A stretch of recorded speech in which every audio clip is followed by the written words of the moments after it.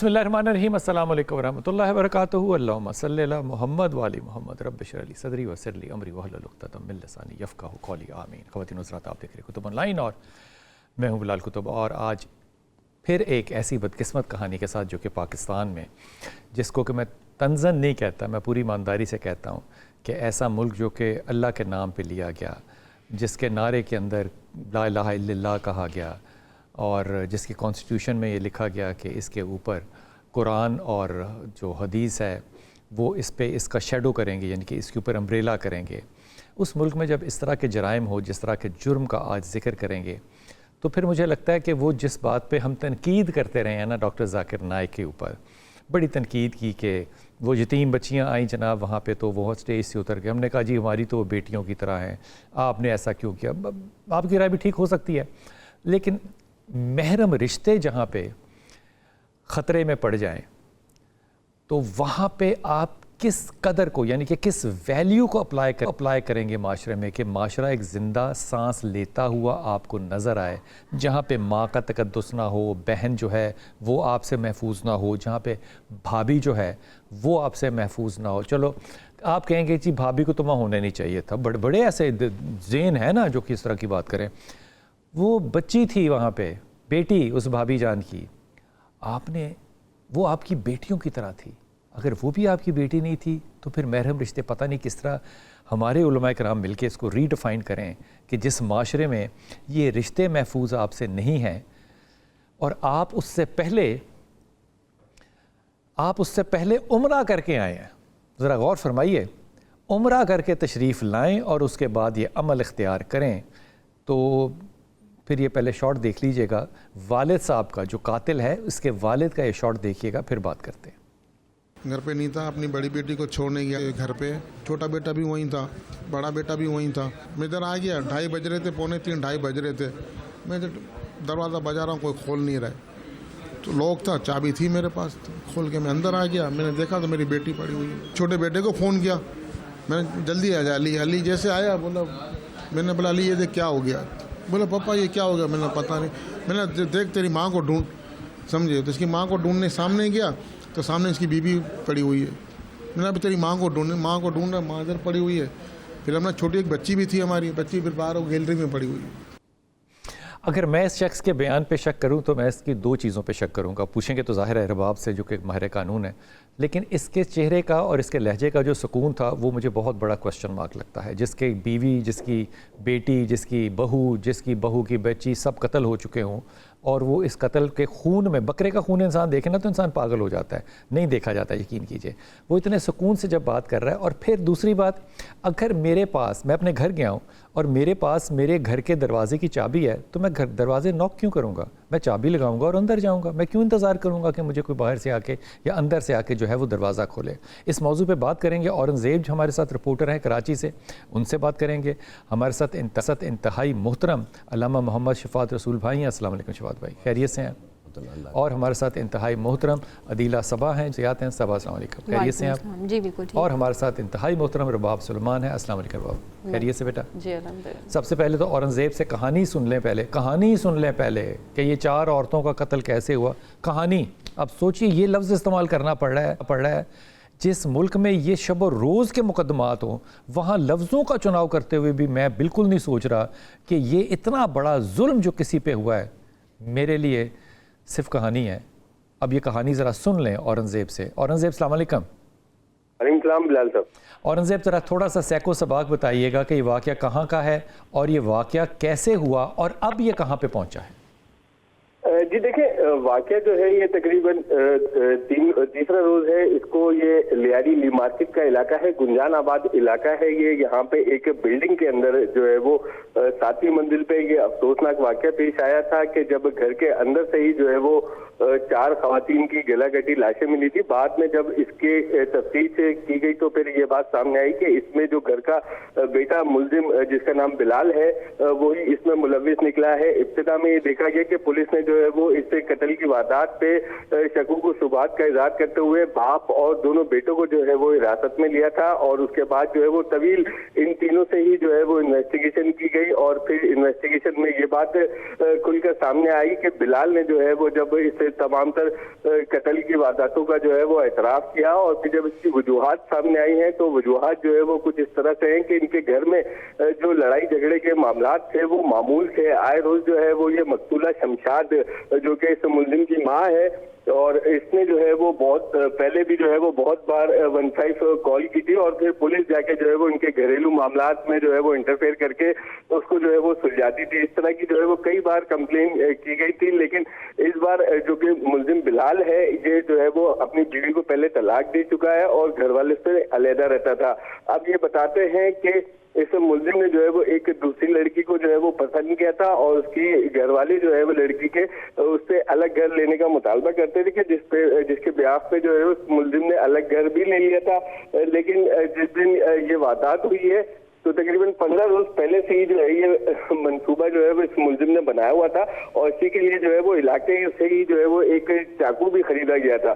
और उसके बाद जब मुलजिम ने मौका पाके जो है वो इसको कत्ल किया है, और फिर अपनी गाड़ी खराब होने का बहाना भी बनाया है। वहाँ पे इसका छोटा भाई समीर उर्फ अली जो है वो भी पहुंचा था, और फिर बाप भी जो है वो वहाँ पे पहुंचा था। जब बाप वहाँ पे पहुंचा तो दोनों भाइयों ने जो है अपने बाप से कहा कि आप घर चले जाए। बाप क्योंकि अपनी एक शादीशुदा बेटी समीना जिसका नाम है वो इलाके में ही रहती है, घर से कुछ फासले पे जुबली का स्टॉप कहलाता है वो, तो वहां पे जो है उसको छोड़ने गया था। वापसी में ये बेटों के पास चला गया जहाँ पे बकौल इनकी गाड़ी खराब हुई थी, और फिर वहां से घर पहुंचा है तो उसके सामने ये जो है वो तमाम तर वारदात खुल के सामने आई है। औरंगजेब ये बताइए कि ये कत्ल करने के बाद गाड़ी के पास गया था जो गाड़ी खराब थी?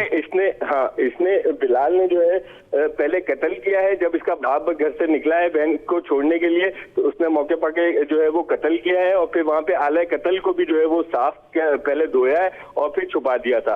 फिर ये अपने जो है वो गाड़ी का बहाना बना के दोनों भाई वहां पे पहुंचे हैं, अली और समीर, जिनको जो है वो जेरे हिरासत भी रखा गया। समीर भी शामिल है इस मामले में?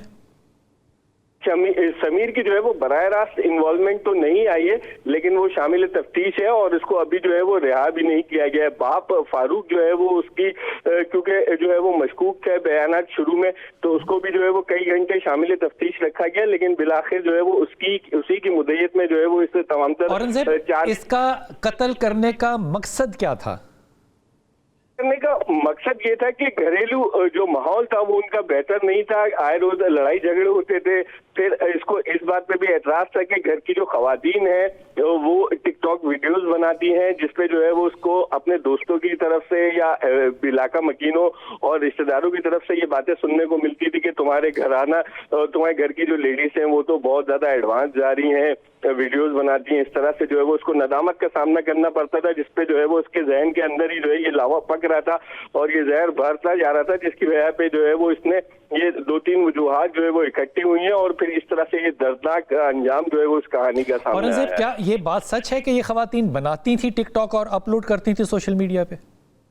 बिल्कुल ये बात सच है, क्योंकि कल इस तमाम तर केस पे जब पुलिस अफसरान ने जो है वो इसका खुलासा किया एक प्रेस कॉन्फ्रेंस में, तो उसमें ये एक बड़ी वजह ये भी बताई गई है कि घरेलू झगड़ों के साथ साथ जो है वो उस मुलजिम को इस बात पे भी एतराज था कि इसकी घर की जो खवातीन है वो टिकटॉक क्यों बनाती हैं। एक तो उन्हें कत्ल भी किया इसने और फिर उनकी जो है वो किरदार कशी की उस पे अपने ही घर की खवातीन, जिनमें माँ है, इसकी बहन है, भांजी है और भाभी है, उनके किरदार पे भी जो है वो इसने उंगली उठाई है और शक की बुनियाद पे ही जो है वो इसने जो है वो इतनी बड़ी वारदात की कि चारों का गला काट के बेदर्दी से कत्ल किया। औरंगजेब, मैंने इस बच्चे की बिलाल की तस्वीर देखी है जो कातिल है, इसकी कोई इतनी जान नहीं है कि 4 औरतों के साथ ये लड़ सके, तो इसने अलग अलग सबको कत्ल किया है। बाकी औरतें कहाँ थीं? ये सारी 4 औरतों को एक आदमी छुरी से काट रहा है, बाकी ये सब 4 औरतें इकट्ठी नहीं थी क्या? देखें, ये चारों जो है वो घर में अलग अलग मकाम पे मिली थी मुर्दा हालत में। पहली जो है वो एक भाभी जो इनकी आयशा है वो अपने कमरे में मौजूद थी, जो कि इसके छोटे भाई अली और समीर की जो है वो वाइफ भी है, ठीक है। और इनकी एक बेटी 3 महीने की वो बेड के नीचे से मिली थी, ठीक है। अब इसके अलावा जो इनकी एक अलीना है जिसकी 12 से 13 साल उम्र बताई जा रही है, वो फ्लैट के कॉरिडोर से मिली। इनकी जो वालदा जी मकतूला शमशाद वो जो है घर के अंदर सहन से मिली, और एक जो दूसरी इनकी बहन है मदीहा जिसका नाम है, वो दूसरे कमरे से मिली थी, वो भी डिवोर्स थी। वो भी डिवोर्स के बाद अपने जो है वो किसी जगह ये पता चल सका कि इसने उनको नशा पिलाया हो पहले या नहीं? बिलाल गुप्ता, ये जो है वो एक बात सामने आई है कि जब ये कत्ल कर रहा था तो ये चारों खवातीन जो है वो सो रही थी उस वक्त, ठीक है ना। तो उसने अनजाने में सोते में जो है वो उनपे हमला किया है। आयशा जो कि इसकी भाभी है मुलजिम की, उससे इसकी मज़ाहमत भी हुई थी, क्योंकि मज़ाहमत इस तरह से सामने आई कि जब इनके पोस्टमार्टम किए गए तो फिर उसमें जो है वो डीएनए सैंपल्स लिए गए, जो कि जो है वो तशवीशनाक बात थी कि डीएनए सैंपल्स क्यों ले गए। तो जब पुलिस से जब इस बात के सवाल किया गया तो पुलिस ने बताया कि आयशा को जब इसने गले पर छुरी पे लिए तो वहां पे जो है वो उसकी मज़ाहमत हुई है और आयशा ने जो है वो उसके बाल जो है वो खींचे थे, नोच लिए थे, तो उसकी मुट्ठी में मरने से पहले इस मुलजिम के बाल थे। तो इस वजह से जो है ये बात सामने आई है कि सिर्फ एक कत्ल पे इसको मज़ाहमत का सामना करना पड़ा। बहुत शुक्रिया औरंगजेब, आपने बड़ी तफसील से बात बताई। और मैं तो इसका हतमी फैसले से ये पहुंचाऊँ कि जनाब बाप जो है वो मुद्दई है। बाप ने ज़ाहिर है अपनी बीवी खोई है, अपनी बेटी खोई है, अपनी बहू खोई है, बहू नवासी जो है वो खोई है। इनको खोने के बाद वो अपने बच्चे नहीं खोएगा, इसलिए मुद्दई ने FIR में मेरे ख्याल के मुताबिक उनके ऊपर जुर्म लगाना ही नहीं है। तो वो अननोन जो है वो अननोन रहेगा। इसका क्या मुकदमा होगा मुझे नहीं पता। अदीला, सबसे पहले तो ये बताइए कि क्या वाकई ये मुमकिन तो खैर हो गया है, मैं वाकई कह रहा हूँ आपसे, कि एक शख्स इतना अग्रेसिव हो सकता है घर के झगड़ों से, या एक मॉरल पे कि टिकटॉक क्यों बना रहे हो, क्या इस पे कि वो चारों को कत्ल करते? कत्ल करना कोई आसान काम नहीं है, छुरी से कत्ल करना कोई आसान काम नहीं है। आपने कभी बकरा काटा ईद पे? मैं बकरा काटता हूँ, खुदा की कसम हिम्मत इकट्ठी करनी पड़ती है। बिल्कुल ऐसे ही है। गाय को काटने के लिए रात को स्ट्रेस शुरू हो जाता है कि सुबह गाय काटनी है। यकीन करें, उसकी जब तक जान नहीं निकल जाती ना, इंसान की जान अपनी हलक में आई होती है। वो छुरी का पहला जो हिस्सा है ना काटने का, वो याद रहता है इंसान को कि मैंने एक जान जो है वो ली है। यहाँ पे उसने कितनी जानें ली हैं, और वो जानें कौन सी हैं? माँ की, बहन की, भाभी की। ये क्या नफ्सियात होती है? सर मैंने भी ये वाक़या सारा सुना है और बहुत दिल दहला देने वाला वाक़या है। और अब इसमें ये है कि जब एक पेशेंट, मैं इसको एक केस को ना एक पेशेंट की हैसियत से देख रही हूँ कि ये एक पेशेंट है साइकोसिस का। साइकोसिस में जब इंसान को डिलूजनल डिसऑर्डर होता है तो बहुत ज़्यादा पैरानोया हो जाता है। पैरानोया होने की वजह से उसको नहीं पता होता कि मेरी बहन है, माँ है, बेटी है। उसकी नज़र में सारे एक मुजरिम है जो एक कटहरे में खड़े हैं उसके सामने, और उसके लिए सबके लिए सज़ा इक्वल है जो उसने की है। और उसमें 13 साल की जो बच्ची, जुर्म टिकटॉक कोई बहुत बड़ा, देखिए 13 साल की जो बच्ची है, आपका क्या ख्याल है? वो भी टिकटॉक बना रही होगी? जो उसकी भाभी डिवोर्सी हैं, क्या वो भी टिकटॉक बना रही हैं? या जो शादीशुदा हैं वो टिकटॉक बना रही हैं? सब इसमें मुलव्वस नहीं है, ये तो एक बहाना है अपने सेल्फ। अगर टिकटॉक एक मसला हो गया, घर का क्या माहौल इतना स्ट्रेस कर सकता है कि इंसान कातिल बन जाए? पेरेंटिंग स्टाइल जो होता है वो बहुत वेरी करता है, जेनेटिकली भी ये चीज़ें ट्रांसफ़र होती हैं। अभी जो बाप का बयान सुना है उसके लिहाज से यही है कि इतना वो रिलैक्स है कि उसको सारी चीज़ें पता हैं कि मेरे बच्चे को एक मेंटली डिसऑर्डर है। स्किज़ोफ्रेनिया, बाइपोलर में ये चीज़ें नॉर्मल होती हैं कि जब इंसान को पता ही नहीं चलता कि वो कब अपने एग्रेशन में ये सारा कुछ पाए तकमील तक पहुंचाता है। और एक बहुत बड़ा उसमें ना एक ड्रॉबैक ये आता है कि एक बिल्कुल तरतीब से चीज़ें की जाती हैं, गाड़ी में बैठना और एक बिल्कुल उस तरह का आला ढूंढना, जैसे एक प्लानिंग के थ्रू प्लानिंग प्रॉपर्ली की जाती है। और नॉर्मल, बिल्कुल नॉर्मल एक इंसान नज़र आ रहा है, पता होता है कि बिल्कुल नॉर्मल है वो, जो अभी आपने कहा उम्रे का फरीज़ा सर अंजाम दिया। सर देखें, उम्रा हमारी सोसाइटी में एक बहुत बड़ा अलमिया है, वो ये है कि हम लोग सोचते हैं कि अगर कोई जहनी बीमार है ना तो उसको उम्रे पे भेज दें, माइंड ना कीजिएगा। उसमें ये है कि एक बहुत शादी करा दे, या फिर जो ड्रग एडिक्ट है वो अगर ठीक नहीं हो रहा उसकी भी शादी करा दे। शादी करनी हो ना अकेले कमरे में तो उम्रे का वादा करके शादी कर लेते हैं। यही तो ये सारे मुकदमात हैं, हमने तो इसको मिसयूज किया हुआ है ना। बिल्कुल ऐसा ही है कि देखिए इतना अच्छा फरीजा है ये। उम्रा भी सर तब करे इंसान जब उसको होश हो कि यार मैं क्या फरीजा सर अंजाम दे रहा हूँ, इसका असल में मकसद क्या है, मेरी बेहतरी के लिए है ये। अब एक इंसान उम्रा करके आया है और उसका मेंटली स्टेटस ही ठीक नहीं, उसको उम्रे की ज़रूरत नहीं, उसको सबसे पहले इलाज की ज़रूरत है।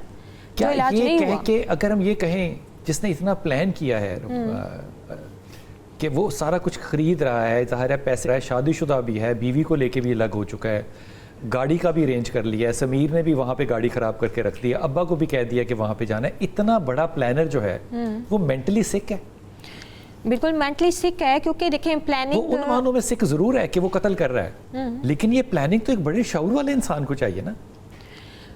مینٹلی سک میں جو سائیکوسس ڈس آرڈر ہے سر, اس کے اندر اسکیزوفینیا جو پیشنٹ ہوتے ہیں ان سے آپ یہ ایکسپیکٹ نہیں کر سکتے کہ وہ پلاننگ کریں اتنی بڑی, لیکن جو ڈیلوژنل ڈس آرڈر میں ہوتے ہیں اس میں وہ کرتے ہیں. میں نے آپ کو بتایا نارمل آپ ان سے بات کریں گے آپ کو پتہ ہی نہیں چلے گا کہ اس کو کوئی جب آپ یہاں پہ اگر والد نے ایف آئی آر میں اپنے بچوں کو مقدمے میں مدعی نے اپنے بچوں کو نامزد ہی نہیں کیا, تو اب آگے قانون میں مستقبل کیا ہوگا؟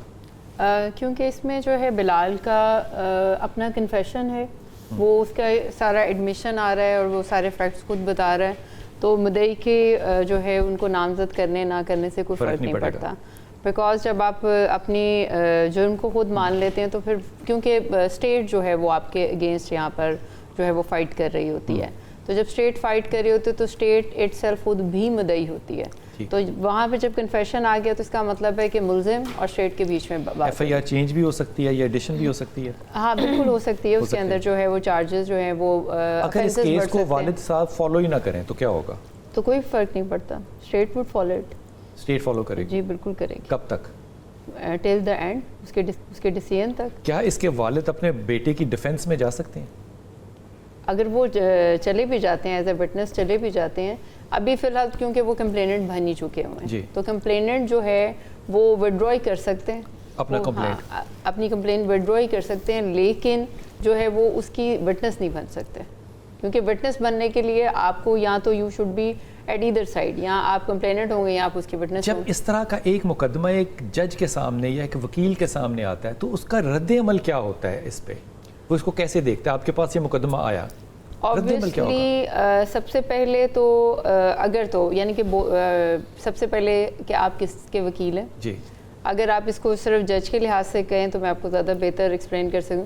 تو سب سے پہلے مقدمے کی جو اصل بنیاد ہے اس تک پہنچنا ہوتا ہے کہ اس کی وجہ کیا ہے. جیسے کہ ابھی آپ دیکھیں نا, پولیس ڈفرینٹ ہے, کنفیشن میں وہ کچھ آدھی چیز مان رہا ہے, کچھ چیزیں وہ ایمبیگوس کر رہا ہے, اور آبویسلی اتنا بڑا اگر ایک کام ہوا ہے, ہو سکتا ہے آپ کہہ رہے ہیں کہ جیسے کہ باپ ہے آپ کو بڑا کول ڈاؤن نظر آ رہا ہے, وہ کمپلس ہے, لیکن ہو سکتا ہے کہ وہ جائے وقوع پہ نہ گیا ہو اور صرف قتل کرنے کے لیے ایک ہی بندہ گیا ہو, لیکن انہوں نے ماحول جو پرووائڈ کیا ہے انہوں نے پراپر, ہاں وہ جیسے کہ وہ بیٹی کو ڈراپ کرنے چلا گیا, اب وہ ٹائمنگ اس کو بیٹے کو سمیر سارا کچھ اس لیے کیا تاکہ وٹنسز رہیں کہ ہم اس میں شامل نہیں ہیں, اور یہ بتایا جا سکے کہ جی ہم اس وقت تو ان کاموں میں, اور رات کو 3:30 بجے باپ کی واپسی وہ بتائی جا رہی ہے. تو اس کمپلس ہونے کے لیے صرف یہ نہیں کہ جائے وقوع پہ سارے گئے اور انہوں نے وہاں پر ان کے ساتھ قتل کیا, لیکن جو سپورٹ کر رہے ہیں وہ نظر آ رہا ہے کہ سب مل کے اس کو سپورٹ کر رہے ہیں. میں ایک لوں گا چھوٹا سا وقفہ, اور یہ جو شمشاد ہیں جو کہ والدہ قتل ہوئی ہیں, یہ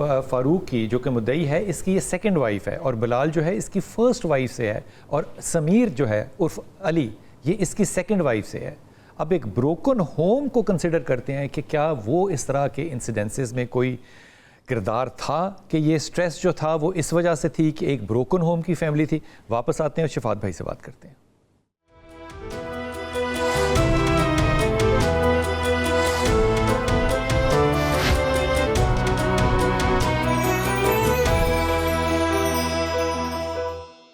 بسم اللہ الرحمن الرحیم. اکثر میں ایک ایسا کرتا ہوں کہ رد عمل کے طور پہ میں ہمیشہ یہ بلیم جو ہے نا وہ علماء کے اوپر ڈالتا ہوں کہ آپ نے لوگوں کی تربیت نہیں کی, آپ نے یہ نہیں کیا, آپ نے وہ نہیں کیا. اب میں ڈر رہا ہوں شفاعت رسول سے بات کرتے ہوئے کہ میں نے ان سے کہنا ہے کچھ, تو انہوں نے کہنا یار وہ تو عمرہ کر کے آیا تھا, اب وہ تو مذہبی آدمی تھا, اب وہ عمرہ کرنے کے لیے اس لیے تو نہیں گیا تھا کہ غیر مذہبی ہے, یہ کوئی قتل کا پلان کرنے تو نہیں گیا تھا, ایک اچھا خاصا مذہبی ذہن ہے, اچھا خاصا عمرہ کر کے آیا, کم سے کم بھی ہو تو 7 دن کا ہوگا.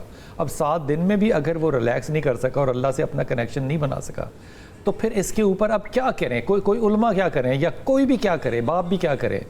یہ حضور اقدس یہ جو ایک سلسلہ شروع ہوا ہے ہمارے معاشرے میں تو ایمانداری سے کہہ رہا ہوں, میں نے آج سے 10 سال پہلے اس طرح کے تذکرے شاید سنے ہوں, 20 سال پہلے تو بالکل ہی نہیں سنے. کبھی ایک آدھ مقدمہ کوئی ہو جاتا تھا کسی کے قتل کا اور وہ کئی مہینے اخباروں میں چلتا تھا, پھر اس کا فالو اپ ہوتا تھا. اب یہ اتنی روٹین بن گئی ہے کہ اب ہم کہتے ہیں کہانی سنیں, اب یہ کہانیاں بن گئی ہیں. اس معاشرے میں کسی طریقے سے کوئی یہ ذوق پیدا ہم کر سکتے ہیں بحیثیت ایک ٹیچر، بحیثیت میڈیا، بحیثیت عالم، بحیثیت ممبر، کہ لوگ کم از کم 3 سال کی بچی کو ریپ نہ کریں، جو پچھلے ہفتے ہم گفتگو کر رہے تھے، کم از کم. میں یہ نہیں کہہ رہا کہ جب آگے کریں، مطلب ظلم کی بھی کوئی انتہا ہوتی ہے نا. ماں کو قتل کرنا، بہن کو قتل کرنا، بیوی کو، بھابھی کو قتل کرنا، اس کی بچی کو قتل کرنا، مطلب یہ کس طرف چلا گیا معاشرہ علامہ صاحب؟ بسم اللہ الرحمن الرحیم. پہلی بات تو یہ ہے کہ اس کی جتنی مذمت کی جائے اتنا کم ہے، اور یہ نہ صرف قابل مذمت ہے بلکہ انسانیت کے نام پر ایک شرمناک دھبہ ہے یہ واقعہ. بے شک.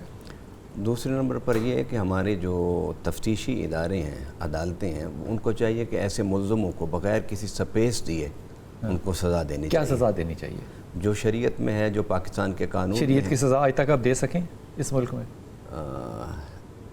اگر چلے شریعت کے مطابق نہیں، جو پاکستان کے قانون کے مطابق سزا ملتی ہے، اگر منتے وہ شریعت کی سزا دیتے ہوئے کیوں شرم آتی ہے ہمیں؟ شریعت کے مطابق سزا دینی چاہیے. میں تو جج نہیں ہوں کہ میں آپ مجھ سے پوچھیں. نہیں، آپ کے خیال میں کیوں نہیں دینی چاہیے؟ ہمیں تو کہنا چاہیے شریعت کے مطابق دیں سزا. یہ ایک الگ، چور ہے تو ہاتھ کاٹیں، یہ ایک الگ موومنٹ ہے نا، لیکن ہمیں تو فی الحال فالو. ہمارے یہاں شرعی عدالتیں ہیں. ہاں، شرعی عدالتیں جو ہیں وہ تو صرف اس لیے کہ شرعی قوانین کو دیکھنے کے لیے نا، شرعی عدالتیں سزائیں دینے کے لیے نہیں ہیں. اچھا، وہ تو جب تک کہ ہم ان قوانین کو پاکستان کے قوانین کے دائرے میں نہیں لاتے، اس وقت تک ان پر کے مطابق سزا تو نہیں ہو سکتی نا. اس کے لیے ایک موومنٹ سیاسی جماعتوں کو چلانی چاہیے کہ یہاں وہ نظام آنا چاہیے جو اسلامی نظام. آپ یہ بات دل سے کہہ رہے ہیں؟ دل سے کہہ رہا ہوں میں. سیاسی جماعتیں یہ موومنٹ چلائیں گی کہ یہاں پہ شرعی نظام قائم کیا جائے. جمہوری اداروں میں سیاسی جماعتیں ہی کوئی موومنٹ چلاتی ہیں نا. آپ انقلاب کا راستہ تو نہیں ہے نا. بنگلہ دیش میں سیاسی جماعت نے نہیں انقلاب لایا تھا. تو کیا انقلاب؟ عوام نے لایا تھا. کیا انقلاب تھا وہاں پر بنگلہ دیش میں؟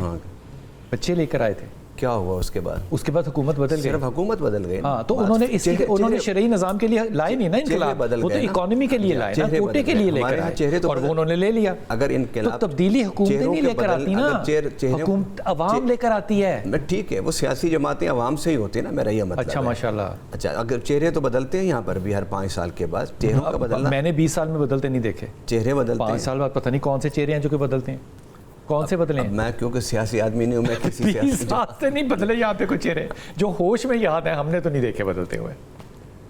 آپ نے دیکھو. میں کہتا ہوں میں گزارش، جی بسم اللہ کر لیں. تو یہ تو سیاسی جماعتوں کی اور ہم سب کی مل کی جدوجہد ہے کہ ہم اگر چاہتے ہیں کہ یہاں اسلامی نظام ہو. ابھی تو بات ہوگی نا کہ جو پاکستان کا قانون ہے اس کے مطابق ان کو سزا. پہلی بات یہ کہ اس کی مذمت کی جائے، جو آپ کر رہے ہیں یہ بہت بڑا کام ہے. باقی بھی اداروں کو، میڈیا کو، الیکٹرانک میڈیا، پرنٹ میڈیا کو یہ کام کرنا چاہیے. دوسرے نمبر پر فوراً اس مجرم کو سزا دینی چاہیے تاکہ یہ عبرت کا نشان بنے. اگر انسانی فطرت میں سزا کے بغیر انسانی معاشرے کو سدھارنے کا کوئی راستہ ہوتا تو اللہ تعالیٰ کبھی بھی سزا مقرر نہ کرتا. جب خالق نے سزا مقرر کی، اس کا مطلب یہ کہ ترغیب کے ساتھ ترہیب کی بھی ضرورت ہوتی ہے. اب تیسرے نمبر پر آپ آ جائیں. تیسرا نمبر یہ ہے کہ ہمیں موٹیویشن کرنی چاہیے. میں تو کہتا ہوں کہ ماؤں کو قتل نہ کریں، موٹیویشن کرنا چاہیے. بچوں کی موٹیویشن سے زیادہ بہن کو قتل نہ کریں، موٹیویشن کرنا چاہیے. موٹیویشن مطلب قرآن یہ بھی ذمہ موٹیویشنل سپیکرز کے ذمہ ڈال دیں کہ وہ بتائیں کہ اپنی ماؤں کو قتل نہ کرو. آپ تبلیغ کہہ لیں، میں موٹیویشن کا، آپ موٹیویشن سپیکر کی طرف. تبلیغ جتنی پاکستان میں ہوتی ہے دنیا کا دوسرا ملک کوئی لیں جس میں اتنی تبلیغ ہوتی ہو. تو پھر اگر بنگلہ دیش تھا اس میں بھی کام ہوتی ہے جتنی تبلیغ ہمارے یہاں کے باوجود اگر یہ قتل ہو رہے ہیں تبلیغ چھوڑ دیں ہم کیا کریں؟ میں کہہ رہا ہوں حل کیا نکالیں، کچھ تو غلط ہو رہا ہوگا نا. موٹیویشن کے بغیر یہ چیزیں ہو رہی ہیں تو پھر موٹیویشن تو نہیں چھوڑا جا سکتا نا. ایک اچھا یہ تو ہو سکتا ہے نا کہ ہم وہ کام غلط کر رہے ہوں. نہیں، غلط یہ تو ہو سکتا ہے، غلط نہیں کر رہے، موٹیویشن غلط کر رہے ہوں. تبلیغ کا وہ معیار نہ ہو. نہیں، معیار تو ہے. میں آپ کو بتاتا ہوں کہ ہمیں اب موٹیویشن کرنی چاہیے، تبلیغ کرنی چاہیے، لیکن وہ تبلیغ کن کو کرنی چاہیے؟ میں کہتا ہوں ماں باپ کو کرنی چاہیے. بچوں کی تبلیغ کی بجائے جو بچوں کے سربراہ ہیں، جو بچوں کے مربی ہیں، جو بچوں کو پالنے والے ہیں، ان کی تربیت کی ضرورت ہے. ٹیچرز کی تربیت کی ضرورت ہے. اگر آپ کہیں نا کہ میرے اوپر ذمہ داری ہے، میرے اوپر کتنی ہے؟ میرے پاس جو بچہ آئے گا 10-12 سال کے بعد آئے گا مسجد میں، قرآن پڑھنے کے لیے آئے گا، جمعہ پڑھنے کے لیے آئے گا، نماز پڑھنے کے لیے آئے گا. میرے اوپر بھی ذمہ داری ہے. میں اس ذمہ داری سے اپنے آپ کو بری نہیں کر رہا، لیکن میرے اوپر ذمہ داری بننے سے پہلی ذمہ داری ماں کی گود کی ہے، پھر اس کے بعد جو باپ ہے اس کی ہے، پھر اس کے بعد جو ٹیچر جس کے پاس بچہ جاتا ہے اس کی ہے. یہ 3 پوائنٹ، یہ 2 پوائنٹ اگر آپ ٹھیک کریں، میں تو کہتا ہوں کہ آپ جس طرح آپ آپ نے پروگرام کیا ہے نا، میں اکثر آپ کے پروگراموں میں آتا ہوں، اس کے بعد میں اس دن باقی چینلز کو دیکھتا ہوں مجھے کہیں بھی کوئی چیز نظر نہیں آتی. اور ہم دونوں لڑ رہے ہوتے ہیں بیٹھ کے بس. نہیں لڑ تو نہیں رہے ہوتے, ہم تو بات کی وضاحت کے لیے ڈیبیٹ کر رہے ہوتے ہیں نا. اچھا شکریہ, یہ آپ کا حسن نظر ہے. لیکن میں آپ کو ایمانداری سے بتاؤں, یہ جو آپ کہہ رہے ہیں نا, اور یہ میں بات جو ہے نا یہ تجربے سے کہہ رہا ہوں, یہ بات ایویں گمان سے نہیں کہہ رہا.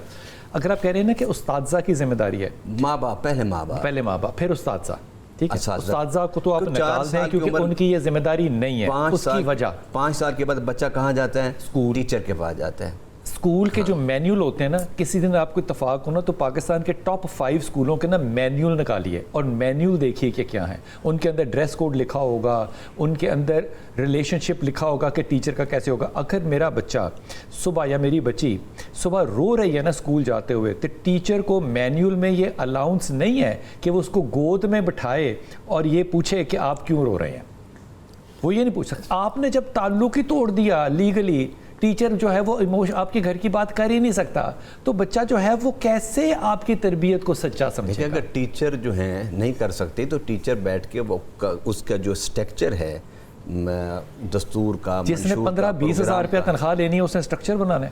نہیں, وہ آپ ٹیچر مالکان جو سکول مالکان ان کی ذمہ داری آ گئی نا. پھر تعلیمی کی ذمہ داری. یہ جو آپ نے سائیکوسس کا ایک لفظ استعمال کیا, یہ سائیکوسس کو کیسے ڈائگنوز کرتے ہیں اور کیا چیز ہوتی ہے؟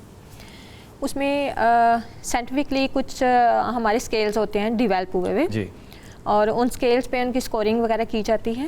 کویشچن ایئر ہوتا ہے, ٹھیک, اس کویشچن ایئر کے مطابق ہم دیکھتے ہیں کہ کون سا ڈس آرڈر ہے پیشنٹ کو. سائیکوسس کا سمٹم کیا ہوتا ہے؟ سمٹمز یہ ہوتے ہیں, اس میں ڈیلیوژنز ہوتے ہیں, ہلوسینیشنز ہوتے ہیں, اور اس میں وڈرولز بھی آتے ہیں انسان کو. مطلب یہ ہے کہ اس میں جیلسی کا ڈیلیوژن بھی آ جاتا ہے, اور اس کے علاوہ یہ ہے کہ پیرانویا بہت زیادہ ہوتا ہے. پیرانویا سے مراد؟ پیرانویا یہ ہے کہ شک کی بیماری ہے. شک کی بیماری جیسے اس کیس میں بھی ہے کہ اس کو شک تھا کہ جی بہت زیادہ ایک الیگل کام ہو رہا ہے ٹک ٹاک کے ذریعے اور میری بدنامی ہو رہی ہے. اس کو اتنا امیجن کر سکتا ہے کہ مرڈر کر دے. بالکل. ان کے جو ڈیلیوژنز ہوتے ہیں اس میں ان کو آڈیٹری اور ویژول دونوں طرح کے ہوتے ہیں. بعض اوقات تو ایسے لوگوں کو غیبی آوازیں بھی سنائی دیتی ہیں اور غیبی شکلیں بھی دکھائی دیتی ہیں, یعنی ان کو میسیجز ملتے ہیں بار بار اور ان کے ذہن سے ایک بات نکلتی نہیں ہے, ریپیٹ ہوتی رہتی ہے, اور پھر وہ اتنے امپلسیو ان کا بیہیویئر ہو جاتا ہے کہ وہ جب تک وہ ایک ایکٹ نہ کر لے ان کو سکون نہیں آتا. کیا ایک ایسا پیشنٹ اپنے بچوں کا قاتل ہو سکتا ہے؟ بالکل ہو سکتا ہے.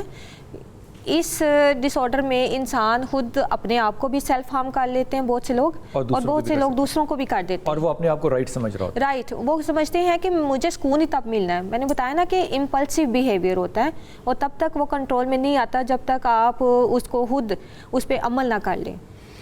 یہ اگر غور کیجئے گا نا آپ, تو جو بچہ بیٹھا نا جس نے قتل کیا بلال, وہ اپنے باپ کے پاس جس چل طریقے سے آرام سے بیٹھا ہوا ہے نا, اور والد بھی جس چل طریقے سے بیٹھے ہیں, اس بات پہ شک کرنا پڑے گا کہ ان کو اس بات سے بڑی سکون ملا ہوگا کہ ہم نے اپنا کام جو تھا وہ کر دیا, کیونکہ ہم نے اس دنیا سے شاید ایک گناہ جو ہے اس کو صاف کر دیا اور اپنی طرف سے ایک ثواب کا کام کر دیا. یہ سارے محرم رشتوں کو قتل کرنے کے بعد. وقفہ لیتے ہیں, واپس آتے ہیں.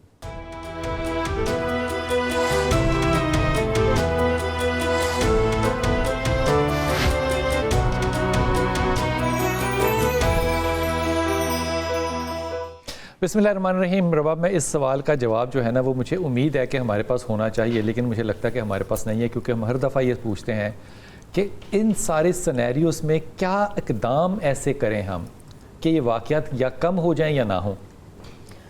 ڈیفینیٹلی ان کا کیونکہ ہمارے یہاں پر اب کوئی ایسی مثال نہیں ملتی جس میں آپ کو کوئی ڈیٹرنٹ جو ہے پنشمنٹ ملی ہو. آپ کو ایک یعنی کہ آنکھ کے بدلے آنکھ, خون کے بدلے خون, یہ ہونا پڑے گا.